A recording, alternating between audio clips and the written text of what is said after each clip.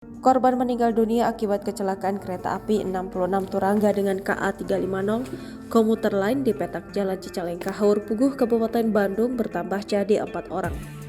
Hal itu diungkapkan Kabid Humas Polda Jabar Kombes Pol Ibrahim Tompo, Jumat 5 Januari 2024. Selain korban meninggal, korban luka-luka pun bertambah dari 28 orang menjadi 37 orang.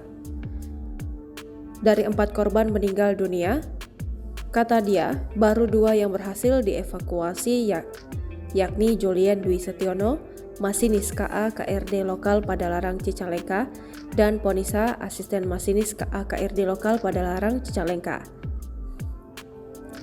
Nah, sedangkan ada 2 korban yang saat ini belum bisa dilakukan evakuasi. Kedua korban ini merupakan pegawai KAI dan masih belum bisa diidentifikasi, ucapnya.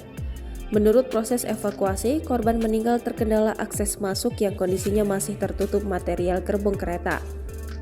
Sudah dilakukan observasi oleh petugas untuk melakukan upaya untuk menembus masuk ke lokasi korban, namun tidak bisa dilakukan karena demikian keras besi yang menutup tersebut, katanya.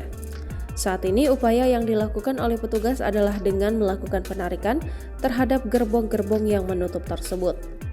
Sehingga saat ini sudah atau sedang berlangsung upaya untuk menarikan gerbong-gerbong yang ada di belakang tersebut agar bisa memudahkan untuk bisa mengakses masuk ke dalam lokasi korban yang meninggal dunia tersebut, katanya. Dari 4 korban meninggal dunia itu, kata dia, baru 3 yang sudah teridentifikasi. Identitasnya yakni Julian Dwi Setiono, masinis KA KRD lokal Padalarang Cicalengka, Ponisa, asisten masinis KA KRD lokal Padalarang Cicalengka, dan 2 korban lainnya belum diketahui identitasnya.